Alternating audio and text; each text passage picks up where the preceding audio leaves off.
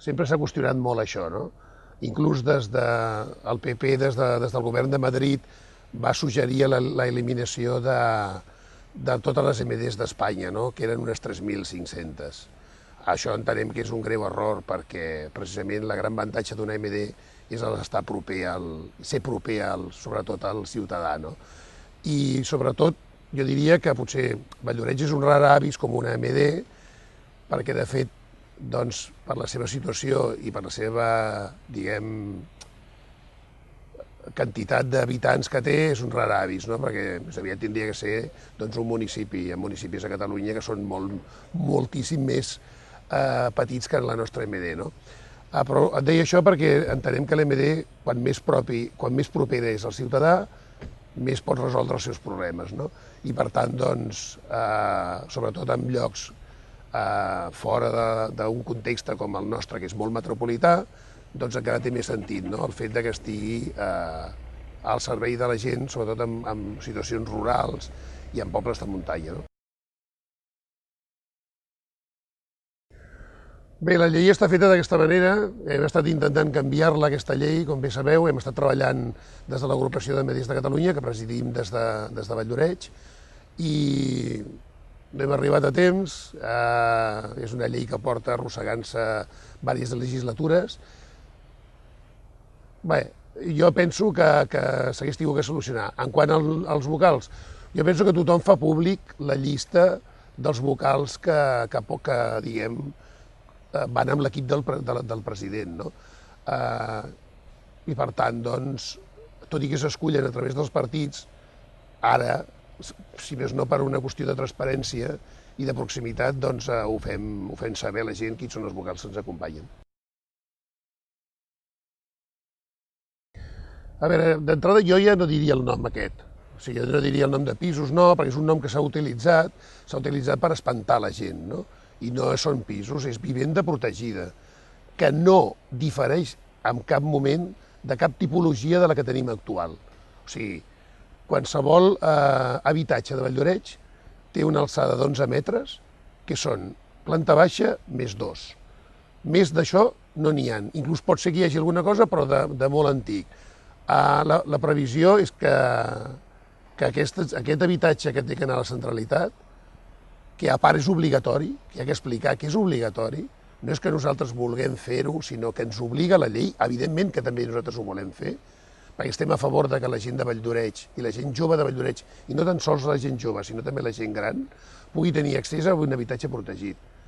Jo penso que és una política social positiva i, a més, enriquidora, i, a més, que el que fa és donar a aquell entorn doncs, vida, no?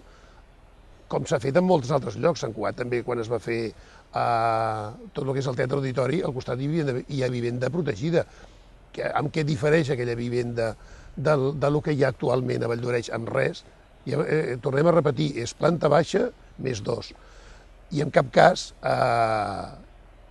pensem que no es pot obviar perquè, com he dit abans, per llei es té que destinar el 30% de qualsevol modificació, de qualsevol espai, quan es fa un pla, el 30% la Generalitat obliga que té que ser destinat a habitatge protegit.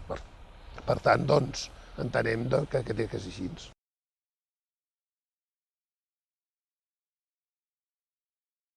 A veure, aquest és un projecte, jo diria que és un projecte de poble, no és un projecte que defensem nosaltres perquè d'això se n'està parlant com a centralitat des de fa moltíssims anys. Valldoreix no té un centre social, un centre econòmic, un centre d'esbarjo cultural, no existeix, i per tant, des de fa molts anys, inclús la intenció de la família Rosàs, quan va cedir aquests terrenys, ja era la línia que això s'utilitzés per fer una centralitat pel poble. Es van començar fent unes escoles, perquè era el que en aquell moment es necessitava, però tot això ja ha decaigut, no? Per tant, nosaltres aquest projecte de centralitat ja no l'hem començat nosaltres l'hem continuat, és un projecte que ja ve de fa anys. Les línies d'alta tensió s'han eliminat precisament per poder donar pas a aquest projecte. Ara diuen que no es necessita. Com que no es necessita? Clar que es necessita un centre i que, evidentment, pugui haver-hi un supermercat, res de gran supermercat, res de gran obra faraònica, res de 22 milions d'euros, ni molt menys. Es tracta de fer un centre, precisament, un petit supermercat de 700 metres quadrats, amb altres botigues tan necessàries a Valldoreix, i que això és el comerç de proximitat que entenem nosaltres. O sigui, a Valldoreix tenim que tenir el nostre propi comerç, i es té que crear. No podem, per comprar una llibreta o un bolígraf, tingui que desplaçar-nos a Sant Cugat perquè no tenim ni una papereria, no tenim petites botigues que poden donar, diguem, servei a Valldoreix, i en cap cas allò és un macrocentre, sinó és un supermercat d'aquesta tipologia, res a veure amb els que tenim a prop i que altres opcions polítiques defensen de que ja el tenim a prop. Si precisament el que tenim que crear nosaltres és un centre, com he dit abans, social, lúdic, cultural i alhora doncs, comercial. Es mantindrà per si sola. I llavors allà hi tenim que fer doncs, el reste d'equipaments culturals que tant necessita Valldoreix, però si no comencem per fer una infraestructura que pugui donar, que pugui fer l'aportació econòmica per poder desenvolupar tot això, a veure, ja m'explicaran, a veure com volen tenir els recursos per poder desenvolupar tot aquest projecte. És molt fàcil dir, farem un teatre, farem un casal d'avis nou, farem, i d'on traiem els recursos per poder-ho fer? Si precisament el fet de crear una zona d'aquest tipus és la que suporta molta part d'aquesta inversió que pot donar després pas a generar els altres serveis que Valldoreix necessita. Mireu, nosaltres hem repetit ja moltes vegades el que ha passat amb tot això, no? Ens vam trobar un estudi de mobilitat, un estudi encarregat per l'anterior equip de govern, que l'havia volgut fer independentment, tot i fet pel mateix equip de la Diputació, l'havia volgut fer independentment del que es feia a Sant Cugat, per fer, diguem, propi el de Valldoreix. Llavors nosaltres aquest estudi el que vam fer va ser aplicar-lo perquè també teníem la demanda de molts veïns que havien presentat, de fet, instàncies i s'havien queixat des de portava anys que no se'ls feia cas amb les problemàtiques dels seus carrers, no? Carrers com Joan Borràs, carrers com Nart i carrers com Rambla del Jardí, doncs la gent es queixava de que hi havia problemes de circulació, d'aparcament i que no es feia res. I teníem un estudi. Per tant, el que vam fer va ser aplicar aquest estudi que ja teníem, donar-li validesa i aplicar-lo. Sí que, evidentment, va generar uns certs problemes perquè pensàvem desenvolupar-ho d'una manera, tot i construint el pont del passeig Rossinyol, però resulta que després, per una qüestió de subvencions, si tu demanes una subvenció i aquesta subvenció no l'executes dins de l'any que te la concedeixen, doncs la pots perdre. Llavors, aquesta subvenció per poder fer aquest pont del passeig Rossinyol, per un problema també amb l'ACA i per un problema de localització d'un veí, ens trobàvem que igual no el podíem executar. I, evidentment, també per una qüestió d'inversió pressupostària, necessitàvem invertir uns certs diners en aquest pla de mobilitat i fer-ho abans que acabés l'any. A veure, vam aplicar unes mesures que, evidentment, van generar una problemàtica, un cert rebuig amb una part de la població. Quan la gent se'ns va queixar, evidentment, en tot moment els hem atès, i en tot moment els hem escoltat, i en tot moment hem seguit una miqueta un camí junts de buscar una solució. Ells van proposar un altre tipus d'estudi o una altra empresa que fes un estudi de mobilitat per validar la seva proposta o també poder validar la que nosaltres teníem del primer estudi. Aquesta proposta, que la va fer una altra empresa, que es deia UMCRIT, no difereix, o sigui, fa unes valoracions, però que no marca una clara diferència entre l'altre estudi. O sigui, ells valoritzen o prioritzen una manera de fer, però no van en contra de l'altra. Per tant, davant d'aquesta problemàtica i en el mes de desembre o gener, nosaltres decidim que no podem aplicar segons quins canvis perquè no queda clar que sigui millor una alternativa que l'altra, i davant de la proximitat també de les eleccions ho paralitzem tot. No volem entrar, diguem, en una lluita o en una polèmica per aquest motiu, i el que sí que proposem i hem acordat amb els veïns és de fer una consulta, però no tan sols d'aquest carrer, Rambla del Jardí o Joan Borràs, que la gent, diguem, són els que protesten, o Ramon Escaiola, sinó amb un global de tot el que representa Valldoreix. Bé, a veure, tot això és un problema que es va generar arrel de que se suprimia el transport escolar. Per tant, nosaltres com a responsables de tota la problemàtica que pateix la ciutadania vam haver que buscar una solució perquè donar suport a la gent que utilitza el transport escolar. No? Per tant, en aquell moment i d'una manera precipitada vam fer que la línia 2 doncs, donés un servei també a la part de la Serreta per poder, de fet, recollir també alumnes perquè poguessin anar al Ferran Clua. Vull dir, es va generar... De fet, vam utilitzar la línia 2 per intentar solucionar aquest problema, no? I fer un altre autobús, llançadera, per intentar solucionar-ho.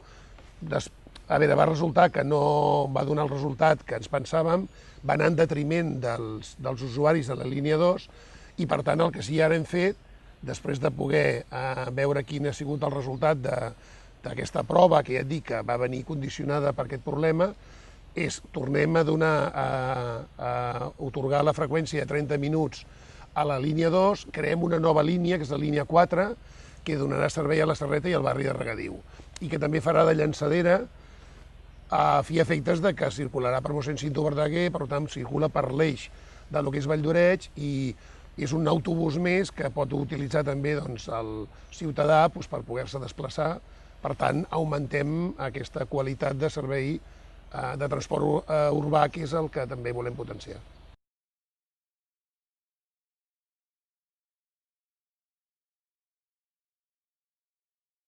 A veure, això s'està treballant des de la vocalia de Medi Ambient. Això porta el Quim Castelló, ell assisteix a totes les reunions del Parc de Collserola, està molt pendent de tot això, conjuntament amb el vocal, amb el regidor de l'Ajuntament de Sant Cugat. A veure, sí que s'està parlant d'utilització de la biomassa, però és un projecte que no caminen de pressa, és una cosa que va lenta. Per descomptat que el nostre interès és protegir al màxim tot el que és el nostre entorn, que és una riquesa que tenim que preservar i, a més, d'una manera estant molt atents, no? perquè ens hi juguem el nostre benestar si hi hagués un risc d'incendi. No? A veure, recuperar el ramat, després de l'experiència que vam tenir i amb el que ens vam trobar nosaltres quan vam accedir al govern, no creiem que realment surti a compte, no? Perquè la despesa que va suposar no és que ho quantifiquem en quant a inversió, perquè el prioritari és la seguretat, però tota la problemàtica que va generar no va ser tan resolutiva com s'esperava. No? El que sí que estem molt a sobre és que hi hagi un manteniment de tot el que són la massa forestal i tot el que són boscos a través de part de Collserola, però que és una situació que sabeu que es dona de crisi actual, on hi ha retallades, i aquest és un dels problemes que es pateix. No? Però des de la nostra vocalia ho treballem molt a prop i amb molt interès per seguir preservant aquest entorn.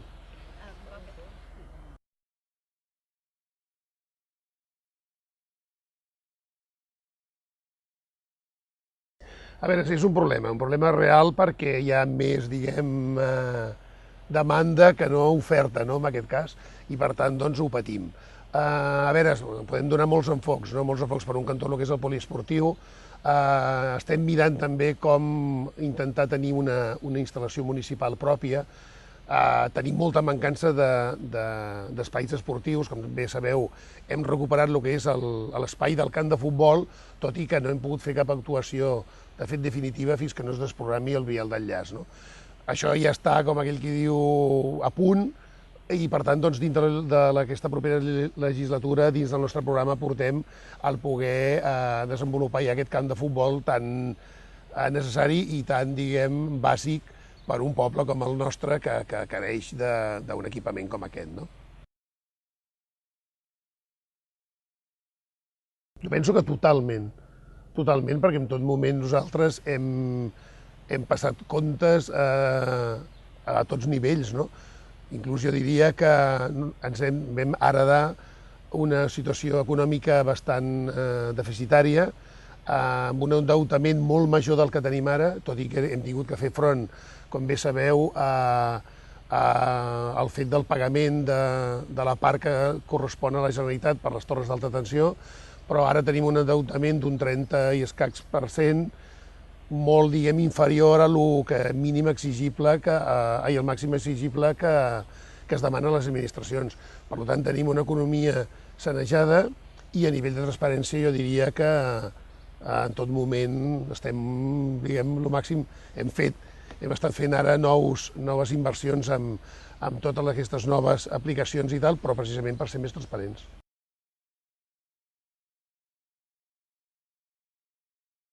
A veure, la participació jo diria que també és una cosa que hem anat potenciant a través de durant tota la legislatura, no? I precisament, doncs, jo penso que sempre, com tot, es pot fer millor, però jo penso que la gent ha participat i tenim, doncs, la mostra amb tot el que és precisament amb el que hem parlat abans del projecte de centralitat, on hi va haver-hi participació, els usos que es van dotar per diguem, donar forma a aquesta centralitat van sortir precisament de les propostes de la participació ciutadana i penso que és un projecte que seguim creient-hi i que seguirem apostant i millorant i donant-li el màxim de suport possible.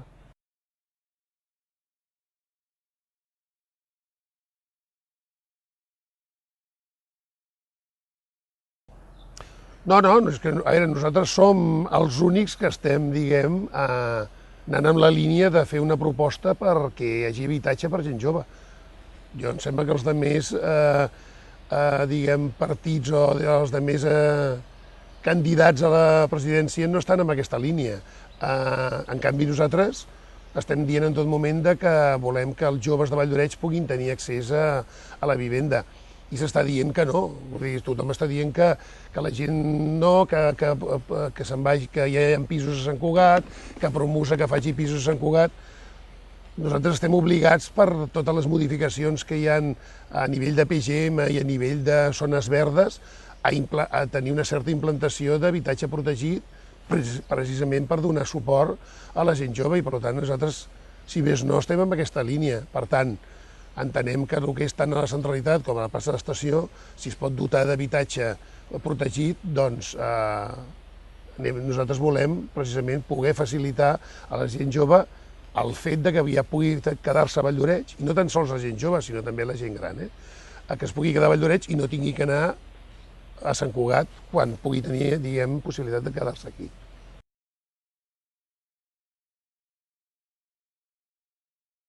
Bueno, hi ha molts.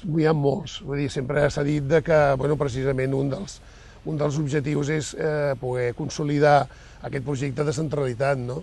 I, doncs, si abans dèiem, en anteriors, diguem, legislatures, que un dels objectius era l'eliminació de les línies d'alta tensió, ara que ho hem aconseguit, doncs penso que un dels objectius és aquest. L'altre és, evidentment, el que hem estat comentant de les zones esportives, evidentment, el de l'habitatge, i tot el que sigui, dotar dels millors serveis per a la gent de Valldoreix.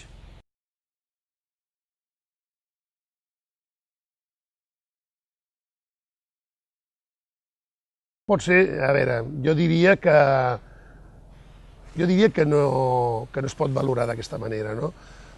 Jo diria que, segons com sí que té aquest matís de que pot ser una ajuda, doncs perquè potser a vegades el fet que Sant Cugat nosaltres estiguem dins de Sant Cugat ens beneficia amb moltes coses, amb alguna cosa també ens pot, diria, perjudicar, no? Però no diria que es pot, diguem, matisar d'aquesta manera, no? I a més, clar, depèn de la perspectiva de cadascú, no? Amb la nostra, jo diria que hi ha una bona entesa amb Sant Cugat, que hem negociat un conveni econòmic i un conveni urbanístic. Penso que quan es negocia una cosa mai algú pot dir que guanya o perd, perquè si no ja no anem bé, i per tant jo penso que és un conveni just i per tant jo penso que és satisfactori per a les dues parts, no?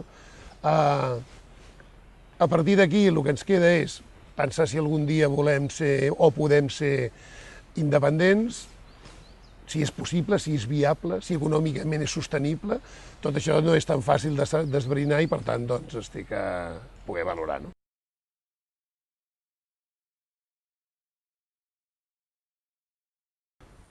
Bueno, penso que el poble és qui té que decidir qui és la persona que els té que representar en els propers 4 anys. Jo diria que hem fet una feina, una molt bona feina, que hem treballat pel poble, que ens estimem el poble i que, per tant, doncs, el nostre objectiu és, com he dit abans, no? Seguir donant el màxim possible per la nostra part per poder millorar tot el que correspon a tots els ciutadans i a tot el poble de Valldoreix, que és el que ens estimem.